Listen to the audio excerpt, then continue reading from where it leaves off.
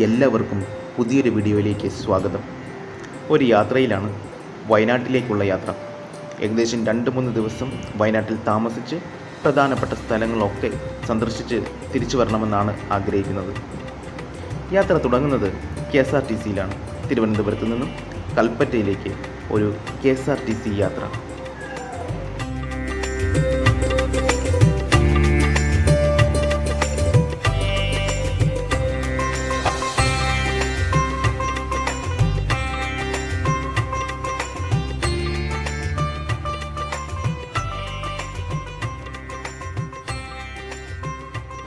അങ്ങനെ രാത്രി ഏകദേശം 12:30 നമ്മൾ താമരശ്ശേരി ചുരത്തിലെത്തിയിരിക്കുകയാണ്.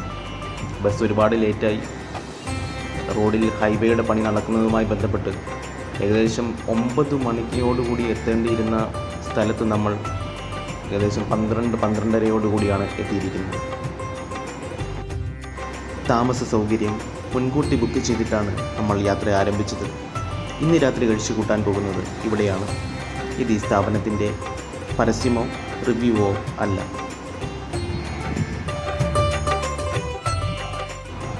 വയനാട്ടിലെ ആദ്യത്തെ ദിവസം രാവിലെ തന്നെ 1-2 സുഹൃത്തുക്കളെയൊക്കെ വിളിച്ചു. എല്ലാവരും അവൈലബിൾ അല്ലെങ്കിലും അവരിൽ ഒരാൾ കാണാൻ വരാമെന്ന് പറഞ്ഞിട്ടുണ്ട്. കൽപ്പറ്റ ടൗണിൽ അവന് വേണ്ടിയുള്ള കാത്തുനിൽപ്പാണ്. ടൗണിൽ തന്നെ ഒരു ആനന്ദവീര തിയേറ്റർ കാണാം.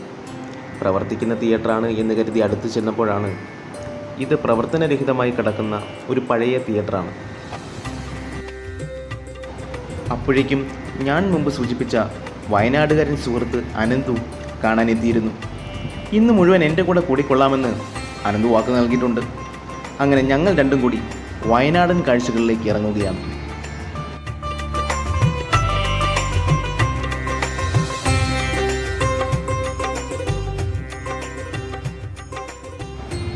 താരതമ്യേന സൂര്യപ്രകാശം വളരെ കുറഞ്ഞ ഒരു കാലാവസ്ഥയായിരുന്നു ഇവിടുത്തേത്. ഞാൻ വിചാരിച്ചത് മഴ പെയ്യാൻ പോകുന്നത് കൊണ്ട് ഇരുണ്ട് മൂടിക്കിടക്കുന്നതാണ് എന്നാണ്.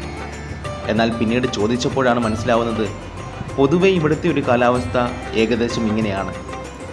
വളരെ കുറച്ച് സമയങ്ങളിൽ മാത്രമാണ് തീക്ഷ്ണമായിട്ടുള്ള ചൂടും ഉയർന്ന താപനിലയും ഇവിടെ ഉണ്ടാകാറുള്ളൂ. വാഹനത്തിൽ സഞ്ചരിക്കുമ്പോൾ കാറ്റടിക്കുമ്പോൾ പോലും നമുക്ക് തണുക്കുന്നു എന്നുള്ളത് എന്നെ ഏറെ അതിശയിപ്പിച്ചു. ഉയർന്ന താപനിലകളുള്ള സ്ഥലത്തിൽ നിന്നും ഞാനിവിടെ എത്തുമ്പോൾ ഇവിടുത്തെ കാലാവസ്ഥാ വ്യത്യാസം എനിക്ക് കൃത്യമായി മനസ്സിലാക്കുവാൻ വേണ്ടി സാധിക്കുന്നുണ്ട്.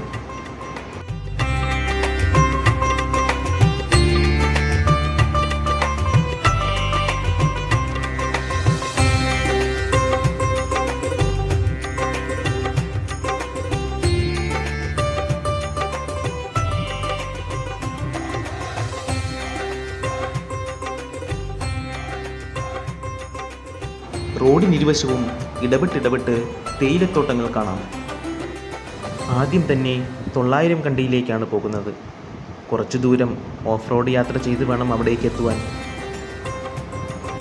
പ്രത്യേക പെർമിഷനുള്ള ഇവിടുത്തെ ജീപ്പുകളിൽ മാത്രമേ ഇങ്ങോട്ടേക്ക് ഓഫ് റോഡിങ് ചെയ്യുവാൻ വേണ്ടി സാധിക്കുകയുള്ളൂ. നമ്മൾ പോകുന്ന വാഹനം താഴെ എവിടെയെങ്കിലും പാർക്ക് ചെയ്യേണ്ടതാണ്. ഒട്ടനവധി പെയ്ഡ് പാർക്കിംഗ് സ്റ്റേഷനുകൾ ഇവിടെ താഴെ തന്നെ അവൈലബിളുമാണ്. ഇതാണ് ഇവിടുത്തെ പ്രവേശന ടിക്കറ്റ്. ഒരാൾക്ക് 250 രൂപയാണ്. ഒട്ടനവധി ആക്ടിവിറ്റീസ് ഇവിടെ പറയുന്നുണ്ടെങ്കിലും ഗ്ലാസ് ബ്രിഡ്ജാണ് ഞങ്ങളെ ഇങ്ങോട്ടേക്ക് ആകർഷിച്ചത്. ഇവിടെ നിന്നും ടിക്കറ്റ് എടുത്ത് ഒരല്പം മുകളിലേക്ക് കയറി പോകണം. ഇടതുവശത്തായി കുട്ടികൾക്ക് ക്രിക്കറ്റ് പ്രാക്ടീസ് ചെയ്യാനുള്ള നെറ്റ് കാണാം. ആരൊക്കെയോ ചിലർ ഇവിടെ പ്രാക്ടീസ് ചെയ്യുന്നു. ഇത് ഒരു കഫേയാണ്. അത്യാവശ്യം ചെറിയ ആഹാര പദാർത്ഥങ്ങളൊക്കെ നമുക്കിവിടെ ലഭ്യമാണ്. വലതുവശത്തായി കുട്ടികൾക്ക് വേണ്ടിയുള്ള ഒരു പാർക്ക് കാണാം. ഊഞ്ഞാലും ചെറിയ ഇരിപ്പിടങ്ങളും ഒക്കെ ഇവിടെ ഉണ്ട്. ഒരല്പം കൂടി മുകളിലേക്ക് കയറുമ്പോൾ ചങ്ങലയിൽ തൂക്കിയിട്ടിരിക്കുന്ന മറ്റൊരു ഊഞ്ഞാൽ ഇവിടെ കാണാം.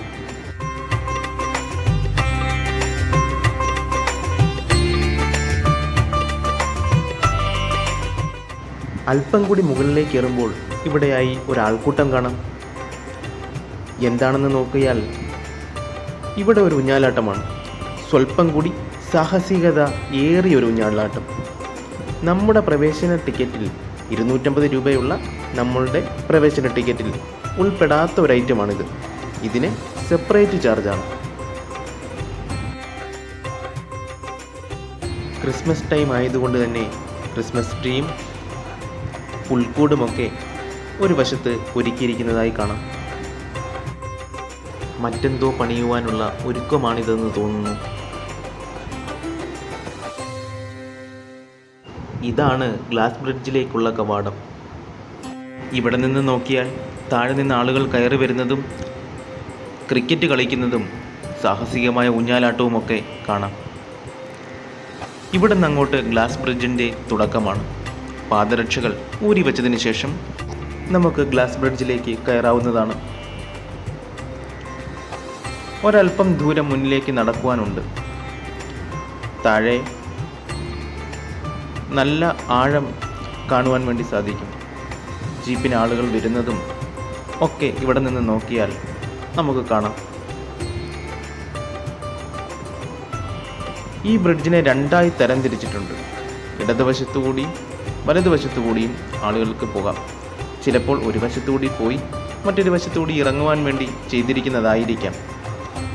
പക്ഷേ ഇവിടെ ഇപ്പോൾ ആളുകൾ പ്രത്യേകിച്ച് അങ്ങനെയൊന്നും ശ്രദ്ധിക്കുന്നില്ല.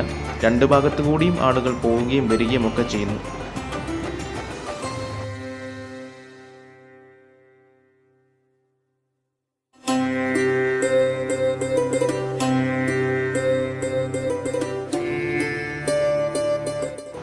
ബ്രിഡ്ജിൻ്റെ നടുക്കൊരൽപ്പം ഭാഗം കയറ് വെച്ച് കെട്ടിയിരിക്കുന്നതായി കാണാം. ചിലപ്പോൾ ഇവിടുത്തെ കൈവരി തകർന്നു പോയത് കൊണ്ടായിരിക്കാം. എന്തായാലും അവിടെ എത്തുമ്പോൾ നമ്മൾ ഒരൽപ്പം ഭയപ്പെടും. അതിമനോഹരമായ കാഴ്ചകളാണ് ഇവിടെ നിന്ന് നമുക്ക് ലഭിക്കുന്നത്.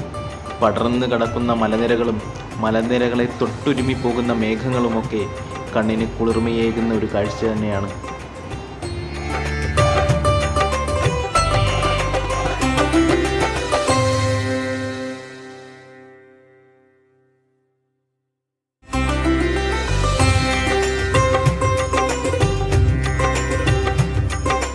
ഗ്ലാസ് ബ്രിഡ്ജിൽ നിന്നിറങ്ങി ഇനി ട്രീ വ്യൂ പോയിന്റിലേക്കാണ്.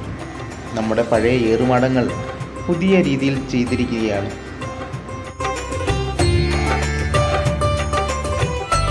ഒരുപാട് ഉയരമൊന്നുമില്ലെങ്കിലും ഒരല്പം മുകളിലേക്ക് നടക്കുവാനുണ്ട്.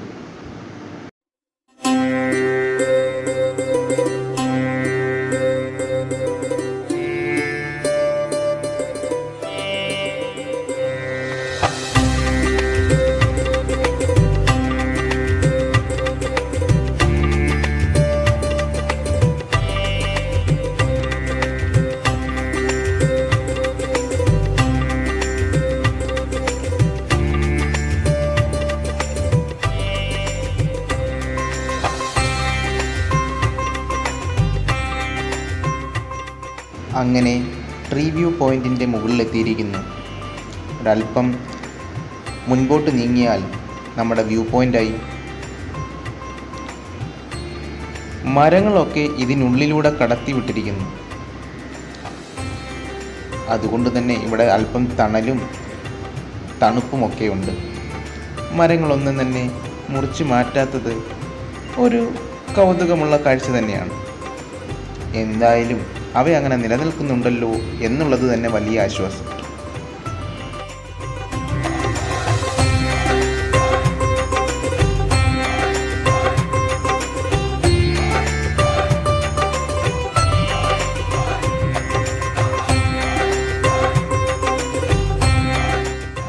നമ്മുടെ കൂടെ മുകളിലേക്ക് കയറി വന്നൊരാൾ ചവിട്ടിയപ്പോഴാണ് ഇതിൻ്റെ അടിവശമൊക്കെ തകർന്നിരിക്കുകയാണ് എന്നത് ശ്രദ്ധിക്കുന്നത്.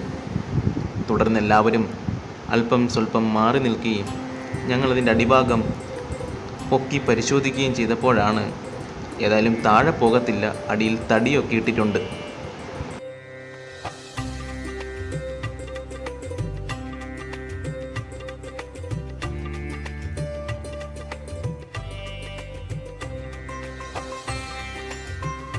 ഇവിടെ നിന്നുള്ള വ്യൂ അത്ര മനോഹരമൊന്നുമല്ല. ഇരുവശങ്ങളിലുമുള്ള മരങ്ങൾ കാഴ്ച നന്നായി മറയ്ക്കുന്നുണ്ട്.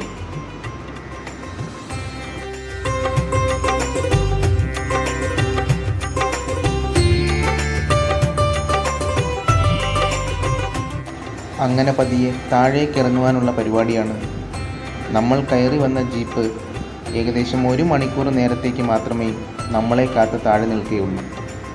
അതിനുള്ളിൽ ഇവിടുത്തെ റൈഡുകളൊക്കെ കംപ്ലീറ്റ് ചെയ്ത് കാണാനുള്ളതൊക്കെ കണ്ട് നമ്മൾ തിരിച്ചിറങ്ങി ചെല്ലണം.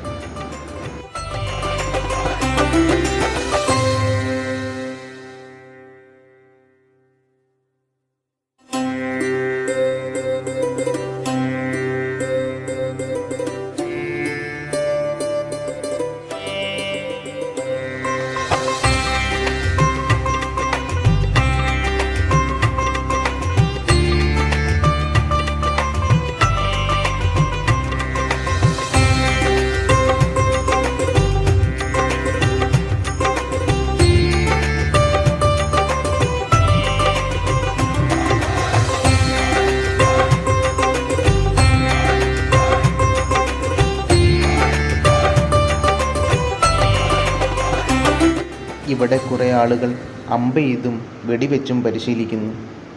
എയർ ഗൺ ഉപയോഗിച്ചുള്ള വെടിവെപ്പാണ്. അതിന് നമ്മുടെ സാധാരണ ടിക്കറ്റിന് പുറമെ സ്പെഷ്യൽ ചാർജാണ്. എന്നാൽ ഈ അമ്പെയ്ത്ത് നമ്മുടെ ടിക്കറ്റിൽ ഉൾപ്പെട്ടിട്ടുള്ളതാണ്.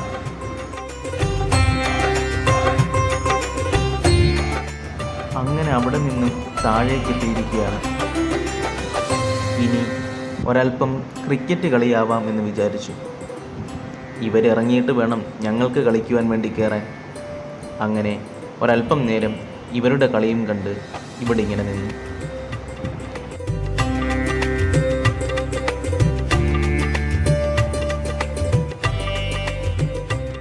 ഇനി ജീപ്പിൽ കയറി നേരെ താഴേക്കാണ്. ഒട്ടനവധി ജീപ്പുകൾ വരികയും പോവുകയും ഒക്കെ ചെയ്തുകൊണ്ടേയിരിക്കുന്നുണ്ട്. എല്ലാം ഇവിടുത്തെ സ്ഥിരം ജീപ്പുകളാണ്. താഴെയായി ഒരു സിപ്പ് ലൈൻ കൂടിയുണ്ട്. ഇനി നേരെ അങ്ങോട്ടേക്കാണ്. എന്തായാലും ഇത് പൊട്ടൂല. ഓക്കെ, ഇവിടെ പിടിക്കാം. കൈ വിട്ട് കഴിഞ്ഞാലും വീഴൊന്നും ഡെയിലി ആയിട്ട് 2 കൈ വിട്ട് കഴിഞ്ഞാലും ബെൽറ്റ്. ഇവിടുത്തെ ചെറുപ്പക്കാരൻ എനിക്ക് ധൈര്യം പകർന്നു തരികയാണ്. അങ്ങനെ സിപ്പ് ലൈൻ യാത്ര തുടങ്ങുകയായി.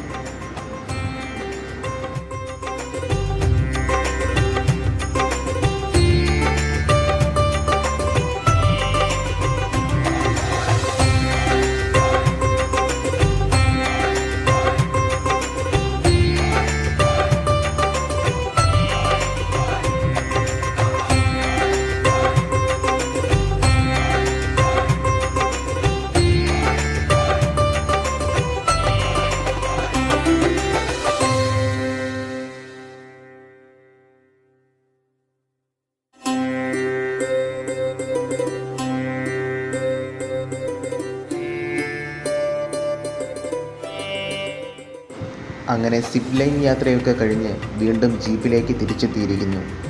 നമ്മൾ തുടങ്ങിയിടത്തു നിന്നും മറുവശത്തെത്തി അവിടെ നിന്നും തിരിച്ച് തുടങ്ങിയിടത്തെത്തുന്നിടം വരെയാണ് സിപ്പ് ലൈൻ. ഇതിന് പ്രത്യേക ടിക്കറ്റാണ്. എൻ്റെ ഓർമ്മ ശരിയാണെങ്കിൽ 350 രൂപ എന്തോ ആയിരുന്നു ഇതിൻ്റെ ടിക്കറ്റ്. ഒപ്പം ജീപ്പിലുള്ളത് ചില തമിഴ്നാട് സ്വദേശികളാണ്. അവർ ഡ്രൈവറുമായി സംസാരിച്ചു കൊണ്ടിരിക്കുകയാണ്. അദ്ദേഹം ഈ സ്ഥലത്തിന് 900 കണ്ടി എന്ന് പേര് വീണതും പഴയകാല കുടിയേറ്റവും അങ്ങനെ ചരിത്രങ്ങളൊക്കെ വിശദീകരിച്ചു കൊണ്ടിരിക്കുകയാണ്.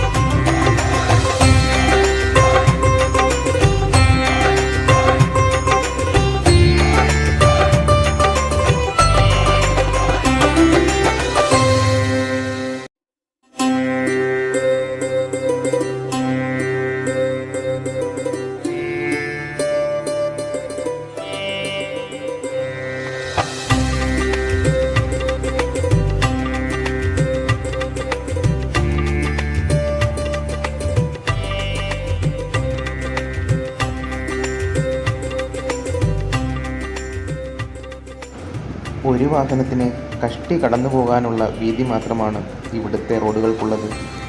അതും വളരെ ദുർഘടമായി കിടക്കുന്ന റോഡുകളാണ്. എതിരെ കുറച്ച് വലിയ വണ്ടികൾ വരുന്നുണ്ട്. അതുകൊണ്ട് അവയ്ക്ക് കടന്നു പോകാൻ വേണ്ടി ഞങ്ങളുടെ വാഹനം അല്പം പുറകോട്ടെടുത്ത് സൈഡാക്കി കൊടുക്കുകയാണ്.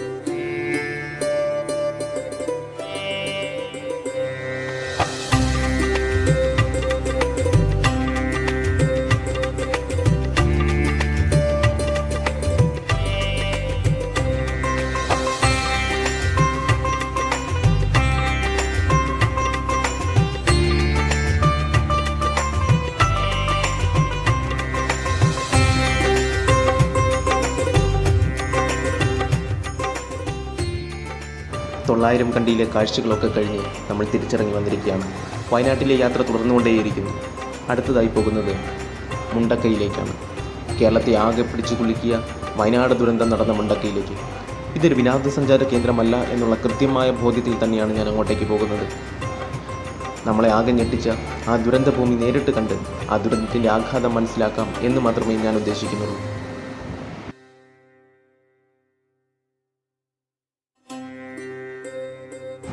മുണ്ടക്കൈയിലേക്കുള്ള വഴിയാണിത്. ഇരുവശങ്ങളിലും തേയിലത്തോട്ടങ്ങൾ ഇടതൂർന്നു നിൽക്കുന്നു. ഇവയ്ക്ക് നടുവിലൂടെയാണ് ഈ വഴി പോകുന്നത്. സഞ്ചാരികളെ ആകർഷിക്കുന്നതിന് വേണ്ടിയിട്ടുള്ള ഒട്ടേറെ വിനോദസഞ്ചാര പരിപാടികൾ ഇവിടെ ഉണ്ട്, സിപ്പ് ലൈൻ ഉൾപ്പെടെയുള്ളവ. അതുകൊണ്ട് തന്നെ ഇവിടേക്ക് എത്തുമ്പോഴേക്കും ഈ വഴി ഒരല്പം തിരക്കേറിയതാകുന്നു. വശങ്ങളിലൊക്കെ വാഹനങ്ങൾ പാർക്ക് ചെയ്തിരിക്കുന്നു. അതുപോലെ തന്നെ പാർക്കുകളിലൊക്കെ ആളുകൾ നിറഞ്ഞിരിക്കുന്നു. ഫോട്ടോഗ്രാഫിക്ക് പറ്റിയൊരു ഏരിയ ആയതുകൊണ്ട് തന്നെ ഒരുപാട് ആളുകൾ ഇതുവഴി കടന്നു പോകുമ്പോൾ ഇവിടെ നിർത്തി ഫോട്ടോ എടുക്കുന്നുമുണ്ട്.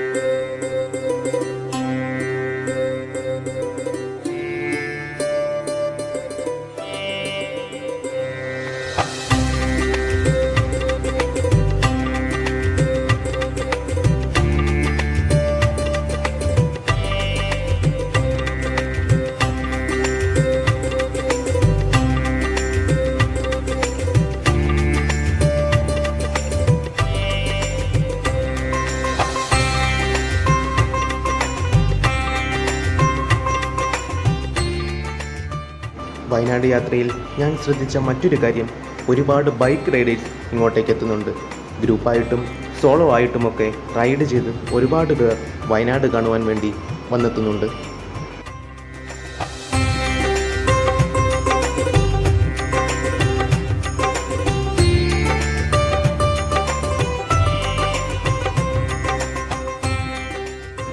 അങ്ങനെ യാത്രകൾക്കൊടുവിൽ നമ്മൾ മുണ്ടക്കൈ ദുരന്തഭൂമിയിലേക്ക് എത്തിയിരിക്കുകയാണ്.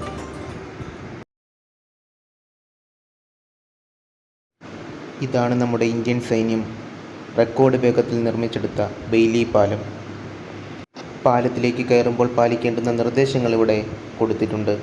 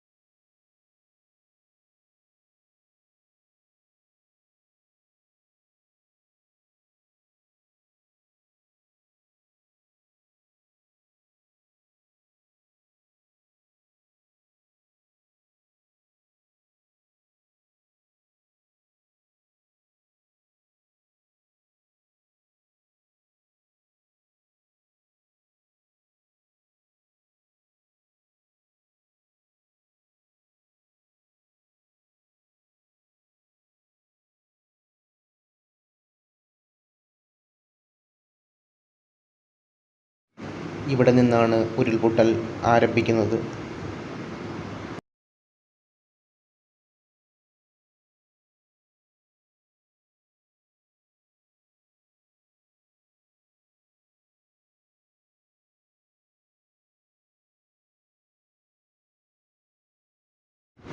ഈ നാട്ടുകാരനായ ഒരു ചേട്ടൻ ഇവിടെ വരുന്നവർക്ക് കാര്യങ്ങളൊക്കെ വിശദീകരിച്ച് നൽകുന്നത് കാണാം.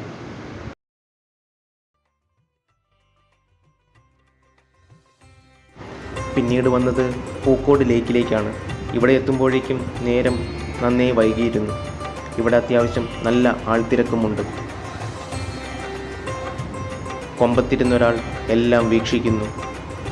ടിക്കറ്റ് കൗണ്ടറിന് മുന്നിൽ ഒരു പൂരത്തിനുള്ള ആളുണ്ട് എന്ന് തന്നെ വേണമെങ്കിൽ പറയാം. ഇവിടെ നിന്ന് ഇനി ടിക്കറ്റ് എടുത്ത് അകത്ത് കയറിയേ അപ്പോഴേക്കും ക്ലോസിംഗ് ടൈം ആയിട്ടുണ്ടാവും.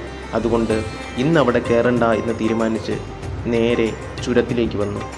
ഇവിടുത്തെ വ്യൂ പോയിൻ്റ് കൂടി സന്ദർശിച്ച് ഇന്നത്തെ ദിവസത്തെ യാത്രകൾ അവസാനിപ്പിക്കാമെന്നാണ് തീരുമാനിച്ചിരിക്കുന്നത്.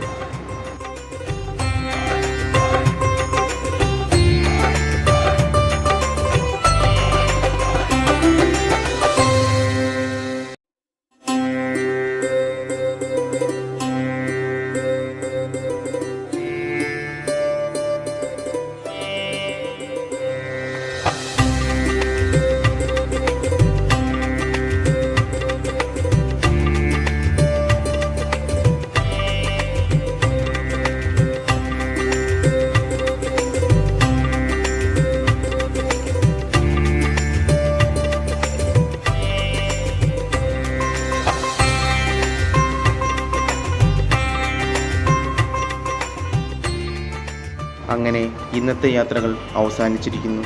അടുത്ത എപ്പിസോഡിൽ വയനാടിൻ്റെ ബാക്കി ഭാഗങ്ങളിലൂടെയുള്ള യാത്രകൾ കാണാം.